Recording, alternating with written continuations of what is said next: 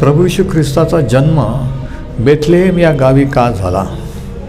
अनेक शहरं, अनेक गावं आणि यरूशलेमसुद्धा होतं, पण तरीही देवाने प्रभू येशूच्या जन्मासाठी बेथलेहेम हे स्थान, हे ठिकाण का निवडलं? त्याचं काय महत्त्व आहे हे आपण आज त्याच्या वचनातून ह्या नाताळा समयामध्ये पाहणार आहोत. आणि या संदेश मालिकेचं नाव आहे ख्रिसमसचा ख्रिस्त किंवा नाताळाचा ख्रिस्त. पहिलं कारण, पहिली गोष्ट ही की बेथलेहेम हे गाव ऐतिहासिकरित्या देवाने तयार केलेलं होतं. बेथलेहेमाचा उल्लेख शास्त्रामध्ये जुन्या करारात 35 वेळा आढळतो, 11 वेगवेगळ्या पुस्तकामध्ये आणि जवळजवळ 1300 वर्षाच्या कालावधीमध्ये. ऐतिहासिक महत्त्व बेथलेहेमाचं काय आहे हे आपण पाहू. पहिली गोष्ट ही की बेथलेहेम हे दुःखाचं ठिकाण होतं. Bethlehem was a place of sorrow, दुःखाचे ठिकाण. आता जुन्या कराराचे इतिहास जर आपण पाहिलं तर ह्या शहराविषयी किंवा बेथलेहेम शहराविषयीच्या अनेक कथा, अनेक गोष्टी आहेत, परंतु त्याच्यातले सर्वात परिचित आणि सर्वांना अत्यंत महत्त्वाची याच्याशी संबंधित जी गोष्ट आहे ती उत्पत्तीचं पुस्तकाच्या 48व्या अध्यायात आढळते. आणि सीन असा आहे की याकोब, त्याची पत्नी राहेल आणि इतर सर्व जमाव घेऊन तो चाललेला आहे. आणि त्यावेळेस तिला प्रसूती वेदना झाल्या आणि ज्यावेळेस त्याची पत्नी राहेल ही मरण पावली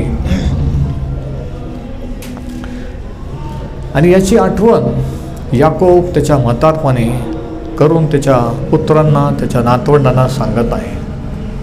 आपल्या प्रिय पत्नीची आठवण त्या ठिकाणी करून तो काय म्हणतो जरा पाहू. उत्पत्तीचं पुस्तकाचा 48वा अध्याय आणि 7वं वचन. तो म्हणतो की मी पदन येथून येत असताना एफ्रात गाव काहीसा दूर राहिला. तो कनान देशी रस्त्यातच राहेलीच्या मरणाने मला दुःख झाले. एफ्रात म्हणजे बेथलेहेम याच्या वाटेवर तिला पुरिले. पहिला उल्लेख शास्त्रामध्ये बेथलेहेमचा ह्या ठिकाणी आहे, उत्पत्ती 48:7 आणि ह्या ठिकाणी कोणती घटना घडली याची आठवण याकोब करीत आहे की तो म्हणतो की या ठिकाणी राहेल मरण पावली आणि या ठिकाणी मी तिला पुरलं. बेथलेहेम थोडंसंच अंतरावर राहिलं होतं, त्याच्या अगोदरच ती मरण पावलेली. आणि नव्या करारामध्ये जर आपण वाचलं तर नव्या करारात देखील एका पुत्राचा उल्लेख आहे, देवाच्या पुत्राचा, ज्याला याकोबाचा पुत्र असं म्हटलेलं आहे. आणि हा याकोब आणि राहेलच्या मरणाविषयीचा वृत्तांत आपण थोडक्यात पाहू. उत्पत्तीचं पुस्तकाचा 35वा अध्याय. ॲक्च्युली काय घडलं, उत्पत्ती 35:16-20. मग त्याने बेथलेहेमहून कूच केले आणि एफ्रात गाव काहीसा दूर असता राहिलेचे असह्य प्रसूती वेदना होऊ लागल्या. अशा प्रसूती वेदना होत असता सुईण किंवा दाई तिला म्हणाली, भिवू नको, कारण हाही पुत्रच आहे. ती तर मरण पावली. तिचा प्राण जाता जाता तिने मुलाचे नाव बेन ओनी म्हणजे माझ्या दुःखाचा पुत्र असे ठेविले. तथापि त्याच्या बापाने त्याचे नाव बन्यामीन म्हणजे माझ्या उजव्या हाताचा पुत्र असे ठेविले. ह्याप्रमाणे राहेल मरण पावली आणि एफ्रात हेच बेथलेहेम गावाच्या वाटेवर तिला पुरले. मग याकोबाने तिच्या कबरेवर एक स्तंभ उभारला. तो राहिलेच्या कबरेवरचा स्तंभ आजवर कायम आहे. आता ह्याचा संबंध नाताळशी काय? वेगवेगळे कारणं आहेत. पहिली गोष्ट ही की एका स्त्रीच्या मरणाविषयीचा वृत्तांत पहिल्याच वेळेस शास्त्रामध्ये एवढ्या 5 वचनामध्ये आढळतो. दुसऱ्या कोणत्याही स्त्रीच्या मरणाविषयीचं इतकं डिटेल अख्ख्या बायबलमध्ये दिलेलं नाही, फक्त राहेलीचं. दुसरं कारण असं की ही पहिली स्त्री होती की जी बाळंतपणात किंवा डिलिव्हरीमध्ये मरण पावलेली होती. तिसरं कारण असं की पहिल्याच वेळेस एका स्त्रीच्या मरणानंतर तिच्या पतीने तिच्यासाठी एक स्मारक किंवा एक स्तंभ उभारला तिच्या कबरेवर. आणि चौथं कारण हे वचन 18मध्ये की तिने जाता जाता तिच्या मुलाचे नाव बेनओनी म्हणजे माझ्या दुःखाचा पुत्र असे ठेवले. आणि अनेक शेकडो वर्षानंतर देवाने जेव्हा त्याचा पुत्र पाठवला त्याला देखील क्लेशाने व्यापिलेला असा पुरुष म्हणण्यात आलं. तो सर्व जगाचे दुःख आणि क्लेश त्या वधस्तंभावर वाहणार होता. आणि या ठिकाणी तिने त्याचं नाव बेनओनी असं ठेवलं. किती विशेष आहे. दुःखाचा पुत्र असं त्याचं नाव ठेवलं. आणि ह्याच बेथलेहेमात दुसरा दुःखाचा पुत्र म्हणजे प्रभू येशू ख्रिस्त जन्माला आला. जरा विचार करा. ज्यावेळेस याकोब 30 वर्षानंतर ह्या घटनेनंतर मरण पावला, तो आपल्या पत्नीचं मरण आणि कसं झालं, कोणत्या ठिकाणी झालं ह्याची आठवण तो करतो, जे आपण वाचलं उत्पत्ती 48:7मध्ये. आणि राहेलीच्या मृत्यूच्या दुःखानंतर याकोबाला जे दुःख झालं होतं त्याच्यानंतर देखील आपण वाचतो की ही स्टोरी याकोबाच्या घराण्याची पुढे चालू राहिलेली आहे. 1100 वर्षानंतर राहेलीच्या मृत्यूनंतर यिर्मया संदेष्टेने ह्याविषयी काय लिहिलं आपण वाचूया. यिर्मयाचं पुस्तकाचा 31वा अध्याय आणि वचन 15. यिर्मया 31 आणि वचन 15मध्ये यिर्मया ह्या बेथलेहेमाविषयी काय लिहितो जरा ऐकू. परमेश्वर असे म्हणतो, रामात शोक व आकांत यांचा शब्द ऐकू येत आहे. राहेल आपल्या मुलासाठी रडत आहे. आपल्या मुलांमुळे ती सांत्वन पावत नाही, कारण ती नाहीत. यिर्मया 31:25. आणि ही जी भविष्यवाणी यिर्मया संदेष्टाने केली तिचा उल्लेख मत्तई त्याच्या शुभवर्तमानात करतो. आणि आणखी एक जी घटना प्रभू येशूच्या जन्माच्या वेळेस बेथलेहेमात घडली तिचा उल्लेख करून यिर्मया संदेशाच्या भविष्यवाणीचा तो रेफरन्स देतो. मत्तई शुभवर्तमानाचा 2रा अध्याय आणि वचन 16 ते 18. मत्तई 2:16 ते 18 या ठिकाणी यिर्मया संदेष्टाने जी भविष्यवाणी केली ती कशी पूर्ण झाली कालांतराने अनेक शतकानंतर.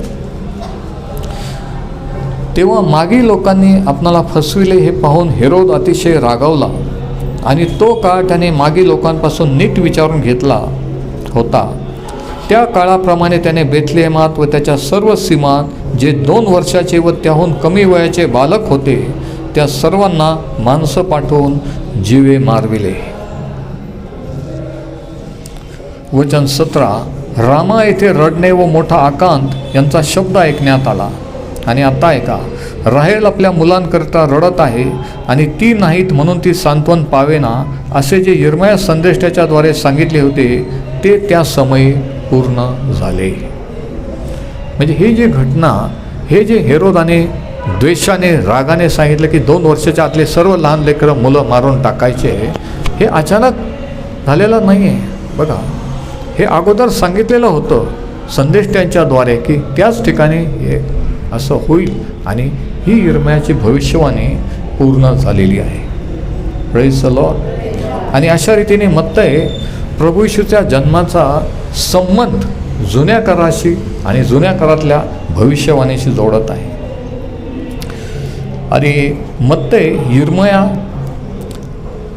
संदेशाचा उल्लेख करतो आणि यिर्मया याकोबाचा उल्लेख करतो की याकोबाची पत्नी राहेल ज्या ठिकाणी मरण पावली. आणि ह्या रीतीने ती लिंक आपण पाहतो की बेथलेहेमाची ही लिंक आहे. तर प्रभू येशू ख्रिस्ताविषयी आणि त्याच्या जन्माविषयीच्या कथा किंवा भविष्यवाणी हे आपण उत्पत्तीपासून तर मत्तई शुभवर्तमानापर्यंत पाहिलं तर बेथलेहेमाचा उल्लेख आपल्याला आढळतो. आणि ज्या लहान बालकांचा वध झाला जे आपण वाचलं ते देखील भविष्यवाणीची पूर्तता आहे. ते देखील परमेश्वराने जे सांगितलं घडेल त्याप्रमाणे ते घडलेलं आहे. म्हणजे या ठिकाणी आपण पाहतो की मरण आणि जीवन हे दोन्ही चित्र आपल्याला पाहायला मिळतात. ज्यावेळेस प्रभू येशू ख्रिस्ताचा जन्म झाला त्यावेळेस आनंदाचा एक क्षण होता की त्याचा जन्म झाला, पण त्यावेळेस अनेक बालकांचा, निष्पाप बालकांचं मृत्यू देखील झालेला आहे, त्यांना मरण देखील आलेलं आहे. म्हणजे हे प्रभू येशू ख्रिस्त जे दुःख सहन करील, मरण सहन करील, याचं हे चित्र आहे, तारणाचं चित्र आपल्याला पाहायला मिळतं. आता ह्या लेकरांच्या वधासाठी देव किंवा प्रभू येशू ख्रिस्त जबाबदार नव्हता, पण देव त्याच्या पुत्राला ह्या जगामध्ये पाठविण्यासाठी जबाबदार होता आणि ती त्याची योजना होती. आणि प्रभू येशू ख्रिस्त त्याच्या जीवनाने, वधस्तंभावरील स्वतःच्या अर्पणाने, मरणावर विजय मिळवणार होता. मरण्याचं भय, मरणाच्या बंधनातून मानव जातीची सुटका करणार होता. म्हणून त्याच्या जन्माच्या वेळेस मरण देखील आपण पाहतो आणि जीवन देखील आपण पाहतो. म्हणून जे बालकं प्रभू येशूच्या जन्माच्या वेळेस मरण पावले किंवा ज्यांना मारून टाकण्यात आलं, हे प्रभू येशू ख्रिस्त कशासाठी जन्मलेला आहे, तो काय करणार आहे, त्याचा उद्देश काय आहे, हे त्याच्यातून आपल्याला दिसून येतं की पापापासून आणि पापाचा परिणाम किंवा वेतन जे मरण, त्याच्यापासून सुटका करण्यासाठी येणार होता. आणि म्हणून पहिला पॉईंट असा की Bethlehem was a place of sorrows. Bethlehem एक दुःखाचं ठिकाण होतं. दुसरा पॉईंट, दुसरी गोष्ट की बेथलेहेम हे निवड करण्याचं देखील ठिकाण होतं. पहिल्या शमूएलाचं पुस्तकाचा 17वा अध्याय, या ठिकाणी आपल्याला दाविदाचं राजा म्हणून राज्याभिषेक आणि राजा म्हणून कशी निवड केली देवाने, याविषयी पहिल्या शमूएलाचा 17वा अध्याय, याच्यामध्ये कसं परमेश्वराने शमूएल संदेष्ट्याला दाविदाच्या घरी पाठवलं आणि कशा रीतीने त्याला राज्याभिषेक केला आणि इस्रायलाचा भावी राजा होण्यासाठी निवडला. आपण वाचू पहिले शमूएल 17 आणि वचन 12. या ठिकाणी हा वृत्तांत आहे. 1 सॅम्युएल 17:12. आता यहुदातील बेथलेहेमाच्या इशाय नामक एफ्राताला दावीद नामे पुत्र होता. इशायास 8 पुत्र होते.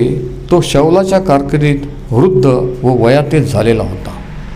शमूएल संदेष्ट्याला बेथलेहेम गावात राहणाऱ्या जो एफ्राता होतो नावाचा मनुष्य होता, ज्याला 8 पुत्र होते, त्याच्याकडे देवाने पाठवलं. आणि त्या 8 पुत्रापैकी शेवटचा म्हणजे धाकटा पुत्र जो दावीद, याला राजा म्हणून राज्याभिषेक करण्यासाठी. आणि आपल्याला माहीत आहे की शमूएल संदेश त्या ठिकाणी गेला आणि त्यावेळेस त्याने एक पुत्र त्याच्या बापाने संदेष्टापुढे उभे केले आणि देवाने दाखवत की ह्यांच्यातला कोणी नाही. त्याने विचारलं, अजून तुला मुलं आहेत का? त्याने सांगितलं, एक आहे, पण तो रानात गुरं चारत आहे. म्हणजे त्याच्या दृष्टीने तो काही महत्त्वाचा नाही. कुटुंबाच्या लोकांच्या दृष्टीने जे महत्त्वाचे नसतात त्यांची देव निवड करत असतो. आणि शमूएल संदेष्ट्याने इशायाला सांगितलं की त्या पुत्राला बोलवून आण. आणि मग दावीद आला. त्याला माहीत नव्हतं कशासाठी बोलवलं, घरी कोण आलेलं आहे. आणि मग शमूएल संदेष्ट्याने त्याला अभिषेक केला. आणि अशा रीतीने बेथलेहेम येथे दाविदाचा अभिषेक, राज्याभिषेक झालेला आहे. बेथलेहेम येथे देवाने दावीद राजाची राजा होण्यासाठी निवड केलेली आहे. म्हणून बेथलेहेम हे सिलेक्शनचं किंवा निवडीचं ठिकाण आहे. दुसरा पॉईंट, म्हणून बेथलेहेमाला दाविदाचं नगर, सिटी ऑफ डेव्हिड असं म्हटलेलं आहे. आणि प्रभू येशू ख्रिस्ताला दाविदाचा पुत्र असं म्हटलेलं आहे. ते विशेषण आहे. दाविदाचा जन्म बेथलेहेमात झाला, प्रभू येशूचाही जन्म बेथलेहेमात झाला. तिसरी गोष्ट, तिसरा पॉईंट, बेथलेहेम हे तारणाचं ठिकाण होतं. Bethlehem was a place of सॅल्वेशन.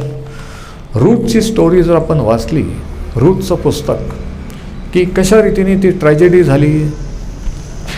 तिचा नवरा वारला, नामीचे 2 पुत्र म्हणजे तिचे दीर, तिचे सासरे वारले आणि या तिघीच सासू सुना राहिल्या.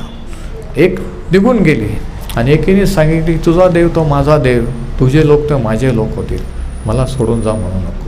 आणि मग ती तिच्याबरोबर राहिली. ही स्टोरी आपण तुम्ही रूथच्या पुस्तकात वाचू शकता. आणि कशा रीतीने तिची त्या ठिकाणी त्यांच्या गावी गेल्यानंतर परक्या पण तिने निर्णय घेतला. रूथ ही मोवाबी होती आणि मोवाबी लोक इस्रायल लोकांचे शत्रू होते. आणि देवाने सांगितलं होतं नियमशास्त्रात की मोवाबी लोकांशी कोणताच संबंध, सोयरी संबंध तर अजिबात ठेवायचा नाही. पण ह्यांनी देवाची आज्ञा मोडली, तिथे गेले, सेटल होण्यासाठी 10 वर्ष राहिले, मरण पावले. आणि या तिघी बायका जिवंत राहिल्या. बघा, ज्या वेळेस आपण देवाची आज्ञा मोडून देवाचे नेमलेलं ठिकाण सोडून भलतीकडंच भटकतो, त्याची किंमत, मोठी किंमत आपल्याला मोजावी लागते, है ना. माणूस जे पेरतो त्याचीच कापणी करेल. काही घटना सैतानाकडून घडतात, पण बऱ्याचशा घटना आपल्या मूर्खपणामुळे, आपल्या चुकांमुळे किंवा बंडखोरीमुळे. बेथलेहेम हे भाकरीचं घर हे सोडून ही फॅमिली तिकडे गेली तर गेली. तिकडच्या सुना पण केल्या. त्या 2 सुनापैकी ही रूथ होती. आणि ही विधर्मी बाई एका इस्रायली सासूला म्हणती, जिला माहीत पाहिजे काय असतं ते, काय करायचं असतं, की तुझा देव तो माझा देव. आणि मग ती तरुण होती, विधवा होती, तिची ओळख, ती शेतावर कामाला गेली. आणि देवाच्या योजनेतून ते शेत त्यांचा नातेवाईक बोआजाचं होतं. ही स्टोरी मी तुम्हाला शॉर्टमध्ये सांगतो आहे, ज्यांना माहीत नाही, वाचलेले नाही. आणि मग त्याचं तिच्यावर प्रेम बसतं. परंतु हे कर्जबाजारी घराणं म्हणून सर्व गेलेलं आणि यांना सोडवणारा कोणीतरी पाहिजे होता. आणि त्यावेळेस बोआज एंट्री करतो आणि तो रूथ आणि मोवाबी स्त्री रूथ आणि तिची सासू नामी आणि यांचं घराणं, प्रॉपर्टी सगळे स्वतःची किंमत मोजून त्यांची सुटका करतो आणि नंतर तिच्याशी लग्न करतो. बोआज हा प्रभू येशू ख्रिस्ताचं चित्र आहे आणि रूथ हे मंडळीचं, देवाच्या लोकांचं चित्र आहे, की प्रभू येशूने कशी किंमत मोजून आपल्याला त्याच्या रक्ताने विकत घेतलं, आपली सुटका केलेली आहे. आणि मग रूथचं पुस्तक याचा 4था अध्याय आणि 11व्या वचनात काय लिहिलेलं आहे जरा बघा. रूथ 4 आणि वचन 11. ज्यावेळेस त्या दोघांचा विवाह झाला, लग्न झालं आणि पुढं काय झालं बघा. रूथ 4 आणि वचन 11. तेव्हा वेशीतले सगळे लोक वडीलजण म्हणाले, आम्ही साक्षी आहोत, ही जी स्त्री तुझ्या गृही येत आहे तिचे परमेश्वर इस्रायल घराण्याची स्थापना करणाऱ्या राहेल व लेया यांच्यासारखी करो. ज्यावेळेस ती सासू ह्या विधर्मी रूथला घेऊन यरुशलेमेला आली, जरा ऐका, त्यावेळेस यरुशलेमचे इस्रायलचे लोक काय म्हणतात, बायका काय म्हणतात, जरा नीट ऐका, की ही जी स्त्री तुझ्या गृही येत आहे तिचे परमेश्वर इस्रायल घराण्याची स्थापना करणाऱ्या राहेल व लेया यांच्यासारखी करू. राहेल व लेया कोण होत्या माहीत आहे ना, याकोबाच्या 2 बायका. आणि यांच्यापासून याकोबाचे 12 पुत्र झालेले आहेत. म्हणजे राहेल व लेया या इस्रायल घराण्याची स्थापना करणाऱ्या होत्या. आणि हे लोक ह्या विधर्मी रूथला आशीर्वाद देतात की परमेश्वर तुला राहेल आणि लेया यांच्यासारखी इस्रायल घराण्याची स्थापना करणारे करू. त्यांना माहीत नव्हतं आपण काय बोलतोय, त्यांना माहीत नव्हतं की आपण कशा रीतीची भविष्यवाणी करतोय. पुढं वाचा, पुढं बघा. एफ्राता येथे तू मोठा कर्ता पुरुष हो, बेथलेहेमात तुझी प्रख्याती हो. तिला एक पुत्र झाला है ना, आणि तिला जो पुत्र झाला ओबेदाला इशाया झाला आणि इशायाला दावीद झाला. आणि अशा रीतीने ही विधर्मी बाई रूथ ही इस्रायल घराण्यात आली. आणि हिचा उल्लेख मत्तेकृत वर्तमान नव्या करारात येशू ख्रिस्ताच्या वंशावळीत आपण वाचतो. किती विशेष आहे नाही का. येशू ख्रिस्ताच्या घराण्यात इस्रायली लोकच नाही आहेत, विधर्मी पण आहेत, चांगले लोकच नाही आहेत, वाईट पण आहेत. माणसं, बायका ज्या पापी होत्या, भ्रष्ट होत्या. याचा अर्थ काय, की प्रभू येशू ख्रिस्त पापी जनांना तारवायस आलेला आहे. म्हणून त्या घराण्यात आपण पाहतो की विधर्मी पण आहे, इस्रायली पण आहे. पापी पण आहेत, धार्मिक पण आहेत, सगळ्यांना त्याने त्याच्या घराण्यात घेतलेलं आहे. आमेन. बेथलेहेमात तुझी प्रख्याती हो, तू मोठा करता पुरुष हो, असं त्या लोकांनी सांगितलं. आणि 13 वचन जर आपण वाचलं तर त्या ठिकाणी लिहिलेलं आहे, मग बोआजाने रुथेशी लग्न केले व ती त्याची स्त्री झाली. तो तिच्यापाशी गेला तेव्हा परमेश्वराच्या दयेने तिच्या पोटी गर्भ राहून तिला पुत्र झाला. बघा. आणि पुढे जर आपण वाचलं 15 वचनात, त्या नातेवाईक त्या बायका काय म्हणतात, हा तुझे पुनरुज्जीवन करणारा व वृद्धापकाळी तुझा प्रतिफळ करणारा हो, कारण तुझी जी सून जी तुझ्यावर प्रीती करते व जी तुला 7 पुत्रांना अधिक आहे, तिला हा पुत्र झालेला आहे. आणि वचन 22, शेवटचं वचन रूथच्या पुस्तकातलं, ओबेदाला इशाया झाला आणि इशायाला दावीद झाला. एक विधर्मी बाई परदेशातली, पण जिने इस्रायलाच्या देवावर विश्वास ठेवला आणि देवाने तिला त्याच्या घराण्यात घेतलं आणि तिच्याद्वारे तिच्या घराण्यातून दावीदाचा पुत्र प्रभू येशू ख्रिस्त जन्माला आला. म्हणून बेथलेहेम हे तारणाचं ठिकाण आहे. रूथचा उल्लेख एकदाच आपण नव्या करारात पाहतो, मत्तई 1:5 आणि 6 मध्ये त्या वंशावळीत. म्हणजे जुन्या काळाची सगळी कथा, सगळी स्टोरी ही प्रभू येशू ख्रिस्ताकडे, त्याचा जन्म कार्य ह्याच्याकडे येते. उत्पत्तीपासून एकच स्टोरी आहे की देवाने त्याचा पुत्र पाठवण्याची योजना कशी केली, कसा एक माणूस निवडला, त्याचा एक देश झाला इस्रायल, त्या देशाला संदेष्टे पाठवले, त्या देशाला स्वतःचं प्रगटीकरण दिलं आणि त्याच देशातून त्याचा पुत्र प्रभू येशू जन्माला आला. ही स्टोरी आहे. आणि म्हणून प्रश्न असा आहे की बेथलेहेमच का? पहिलं कारण असं की बेथलेहेम ऐतिहासिकरित्या महत्त्वाचं आहे. ऐतिहासिकरित्या बेथलेहेम तयार करण्यात आलं होतं. देवाने बेथलेहेम शहराची तयारी केली, प्रिपेअर्ड हिस्टॉरिकली. दुसरं कारण, Bethlehem was prepared symbolically. Bethlehem एक चिन्हात्मक ठिकाण होतं, एक चिन्ह होतं. बेथलेहेम ह्या शब्दाचा अर्थ आहे भाकरीचं घर, द हाऊस ऑफ ब्रेड. आणि प्रभू येशू ख्रिस्ताने म्हटलं मग योहान 6:35 मध्ये, स्वर्गातून उतरलेली जीवनाची भाकर मी आहे. किती विशेष आहे का? बेथलेहेम हे भाकरीचं घर आहे आणि प्रभू येशू ख्रिस्त जीवनाची भाकर आहे. हे कनेक्शन आपण पाहतो बेथलेहेमाचं आणि प्रभू येशू ख्रिस्ताचं. आणि हे कारण आहे की प्रभू येशू ख्रिस्त बेथलेहेमात का जन्माला, कारण ऐतिहासिकरित्या देवाने ते तयार केलेलं होतं, चिन्हाच्या रीतीने ते महत्त्वाचं होतं. आणि तिसरं शेवटचं कारण, भविष्यवाणीच्या दृष्टिकोनातून बेथलेहेम महत्त्वाचं होतं.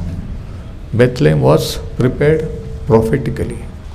भविष्यवाणीने ते शहर बेथलेहेम एफ्राता तयार करण्यात आलेलं होतं. आणि जुन्या काळातलं पुस्तक मिखाचं पुस्तक याचा 5वा अध्याय आणि वचन 2 या ठिकाणी मिखा संदेष्ट्याने प्रभू येशूच्या जन्माविषयीची काय भविष्यवाणी केली ते आपण वाचूया. मिखाचं पुस्तक याचा 5वा अध्याय आणि याचं 2रं वचन काय बघा. मिखा 5 आणि वचन 2 या ठिकाणी लिहिलेलं आहे की हे बेथलेहेम एफ्राता, यहूदाच्या हजारोमध्ये तुझी गणना अल्प आहे, पण तुझ्यातून एक शास्त्र निघेल ज्याचा उद्भव किंवा ज्याचं पृथ्वीवर येणं जाणं प्राचीन काळापासून आहे. म्हणजे मिखा संदेष्ट्याने प्रभू येशू ख्रिस्ताच्या जवळजवळ 600 वर्षापूर्वी ही भविष्यवाणी केली. आणि बेथलेहेम एफ्राता या ठिकाणी ते 2 नावं आपल्याला आढळतात, बेथलेहेम आणि एफ्राता. आणि ह्या 2 नावाचे 2 अर्थ आहेत. बेथलेहेम ह्या शब्दाचा अर्थ आहे भाकरीचं घर, कारण कालांतराने बेथलेहेमामध्ये प्रभू येशू ख्रिस्त देवाचा पुत्र जो जन्म घेणार होता तो जीवनाची भाकर असणार होता, म्हणून भाकरीचं घर ते कनेक्शन आहे. आणि एफ्राता याचा अर्थ आहे विश्वासूपणा, फेथफुलनेस, फ्रूटफुलनेस, फलद्रुपता, फलद्रूप होणं. आणि ज्यावेळेस माणूस येशू ख्रिस्तावर तारणारा म्हणून विश्वास ठेवतो, त्याला जीवन मिळतं आणि खऱ्या अर्थाने तो फलद्रूप होतो. त्याचं जीवन हे फलद्रूप होतं. आणि म्हणून जवळजवळ 600 वर्षापूर्वी मिखा संदेष्टाने बेथलेहमाविषयीची भविष्यवाणी केलेली होती. किती विशेषण आहे का? म्हणून बेथलेहेम का? कारण बेथलेहेम हे दुःखाचं ठिकाण होतं. दुःखद घटना त्या ठिकाणी घडलेली होती. आणि प्रभू येशूच्या जन्माच्या वेळेस देखील दुःखद घटना घडली. नंतर दुसरी गोष्ट, बेथलेहेम हे निवडीचं ठिकाण होतं. त्या ठिकाणी इस्रायलचा राजा दावीद निवडला, जो बेथलेहेमात जन्माला होता. आणि नंतर दाविदाचा पुत्र प्रभू येशू ख्रिस्त देखील बेथलेहेमात जन्माला होता. तिसरं कारण, ते तारणाचं ठिकाण होतं. कारण त्या ठिकाणी रूथ हिने ज्या पुत्राला जन्म दिला तो दावीद राजाचा आजोबा होता. आणि त्या दाविदाच्या द्वारे कशा रीतीने देवाच्या पुत्राला पाठवलं, ज्याने स्वतःला दाविदाचा पुत्र असं म्हटलेलं आहे. आणि म्हणून बेथलेहेम हे तारणाचं ठिकाण होतं. आणि भविष्यवाणीच्या दृष्टीने देखील ते महत्त्वाचं होतं. आणि म्हणून हे काही कारण आपण शास्त्रात वाचतो की प्रभू येशूचा जन्म ह्याच ठिकाणी झाला. म्हणजे जे काही घडलं, जे काही इतिहासात घडत आहे, घडलेलं आहे आणि इथून पुढे घडणार आहे, हे सर्व देवाने योजलेलं, प्लॅन केलेलं आहे. काही आपोआप अचानक घडलेलं नाही आहे. आणि या नाताळ समयामध्ये आपण प्रभू येशू ख्रिस्ताविषयी, त्याच्या जन्माविषयीचा विचार करत असताना हा देखील महत्त्वाचा विषय आहे की एका विशिष्ट ठिकाणीच त्याचा जन्म का झाला. आणि ज्यावेळेस आपल्याला हे समजतं, त्यावेळेस आपल्याला कळतं की जुना करार, नवा करार कसा कनेक्टेड आहे. आणि जे काही प्रभू येशू ख्रिस्ताच्या बाबतीत घडलं, त्याचं जीवन, त्याचं सेवा कार्य, मरण, पुन्हा, हे सर्व जे परमेश्वराने सांगितलं त्यानुसार घडलेलं आहे. आणि ज्यावेळेस आपल्याला ह्या गोष्टी कळतात, त्यावेळेस नाताळाचा खरा आनंद आपल्यामध्ये राहतो. काही जणांचा नाताळ होऊन गेला, संपला, तो त्या दिवसापुरता होता, कारण तो एक त्यांच्यासाठी सण होता, एक सेलिब्रेशन होतं. पण आपल्यासाठी तसं नाही आहे. ज्यावेळेस आपण ती जीवनाची भाकर म्हणून प्रभू येशूला सेवन करतो, भाकर ही आपण रोज खातो नाही का? केक रोज खातो का? नाही. म्हणजे रोज जर खातो, ती रोज जी आवश्यक आहे ती भाकर आहे. आणि प्रभू येशूने म्हटलं की मी केक आहे असं नाही म्हटलं, तर मी जीवनाची भाकर आहे. म्हणजे दररोज आपल्याला त्याची गरज आहे. दररोज भाकर ही सर्वांना उपलब्ध आहे. ती काय फार महागडी वस्तू नाही आहे. प्रभू येशू देखील आज सर्वांना उपलब्ध आहे. जो कोणी त्याच्याकडे येईल, त्याच्यावर विश्वास ठेवील, तो म्हणतो की मी स्वर्गातून उतरलेली जीवनाची भाकर आहे. जो मला खाईल त्याला कधी भूक लागणार नाही. परमेश्वर हे वचन आशीर्वादित करो आणि त्याच्यावर विश्वास ठेवू. दररोज याचा अनुभव घेण्यास आपला सहाय्य करो. Praise the Lord.